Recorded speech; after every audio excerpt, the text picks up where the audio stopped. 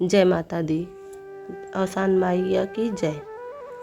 आज हम आपको औसान मैया की पूजा के बारे में बताएंगे, उनकी कथा सुनाएंगे। औसान मैया की पूजा कराने से मन में जो भी इच्छा होती है, आप जो भी मांगते हैं वो पूरा हो जाता है। और पूरा होने के बाद भी इनकी पूजा कराई जाती है। इनकी पूजा में 7 सुहागिन या 14 सुहागिन या फिर आपकी इच्छा के अनुसार या बजट के अनुसार आप जितना भी कर सकें उतना कर सकते हैं। माता रानी की पूजा में सबसे ज़्यादा ज़रूरी सिंदूर होता है। सिंदूर गौरी माता को चढ़ाया जाता है। गाय की गोबर की एक गौरी बनाते हैं हम और उन्हीं के ऊपर सिंदूर चढ़ाते हैं, मन्नत मांगते हैं, विधि विधान से पूजा करते हैं। ताज़ा फूल चढ़ाते हैं, ताज़े फूल की माला चढ़ाते हैं, पान सुपारी चढ़ाते हैं और 5-7 ढेलकी चढ़ाते हैं। ढेलकी मिट्टी से बनी होती है, आप देख लीजिए। ढेलकी भी ज़रूरी होता है। इसके ऊपर भी सिंदूर लगाते हैं। इनकी पूजा पाठ करते हैं, धूप बत्ती करते हैं, दिया जलाते हैं। बहुत लोग दिया जलाते हैं, बहुत लोग नहीं जलाते हैं। तो इस तरह इनकी पूजा पाठ होती है। इनकी पूजा में पान, गुड़, छना, लाई, मिठाई, पूरा श्रृंगार का सामान ये सब भी लगता है।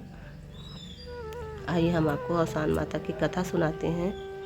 2 भाई बहन थे, बहुत गरीब थे। उनके माता पिता नहीं थे, वो मर चुके थे। दोनों भाई बहन रहते थे। भाई को शौक था ढेर सारे पशु पक्षी पालने का, तो भाई पालता था, उनकी देखभाल करता था। दोनों बहन भाई मिलकर देखभाल करते थे। भाई बड़ा था इसलिए वो ज़्यादा जिम्मेदार था, बहन छोटी थी, ना समझ थी।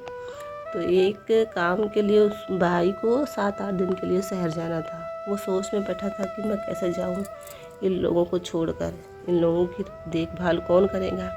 तो बहन देखती है कि मेरा भाई बड़ा उदास बैठा है। वह कहती है, भैया आप इतने उदास क्यों बैठे हैं। तो वो कहते हैं कि मुझे 7-8 दिन के लिए शहर जाना है, पर मैं सोच रहा हूँ कि इन सब की देख रेख कौन करेगा।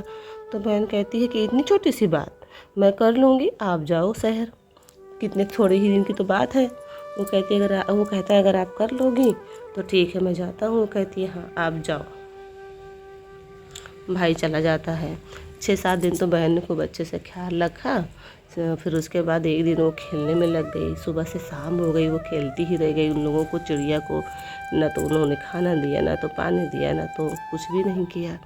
जब खेल कूद कर अचानक उसे याद आया कि अरे मैंने तो उन लोगों को कुछ खिलाया पिलाया ही नहीं। दौड़ कर घर गई तो देखी सारे लोग मरे पड़े थे। अब वहीं बैठ कर वो रोने लगी। खूब रो रही है, खूब रो रही है कि मेरे भैया आएंगे तो मैं क्या जवाब दूंगी। मेरे भैया ने मेरे भरोसे पे इन लोगों को छोड़कर मेरे पास गए थे। तो एक माता रानी उधर से आती हैं और कहती हैं, बेटा आप क्यों रो रही हो। वो कहती है कि माता रानी, मैया मेरे भैया ने इन लोगों को मेरे भरोसे छोड़कर चले गए थे शहर।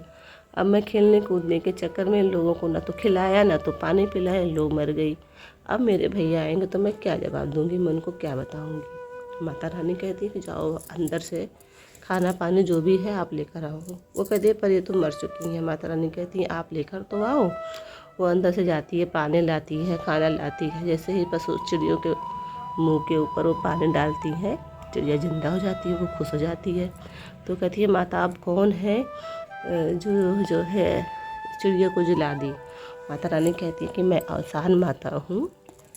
अब जब आपके भैया आएंगे तो उनसे कहना कि माता रानी का नाम लेंगे।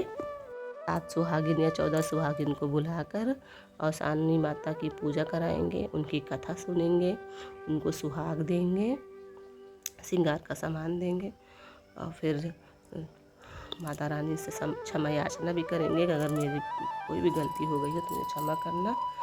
इस तरह करने से आप हमेशा खुश रहोगे, आपके घर में किसी चीज़ की कमी नहीं रहेगी। वह कहती है ठीक है माता, जैसे आप कहेंगे वैसे मैं भैया से कहूँगी। जब उसके भैया आते हैं तो सारी बातों को बताती है वो। तो उसके भैया कहते हैं ठीक है। तो उसके भैया 7 सुहागिन को बुला के औसानी माता की पूजा करा के, कथा सुन के, उनको श्रृंगार का सामान दे के, क्षमा याचना मांग के, हाथ जोड़ कर कहते हैं कि माता रानी जैसे आपने मेरा सब कुछ सही किया उसी तरह ये कथा सुनने वाले के ज़िंदगी से भी सारे दुख को दूर करके उनके ज़िंदगी में खुशहाली लाए। वो जो इस कथा को सुन रहे हैं उनके जीवन में हमेशा खुशी रहे। बोलिए औसान माता की जय। और शान माता की जय। जय माता रानी।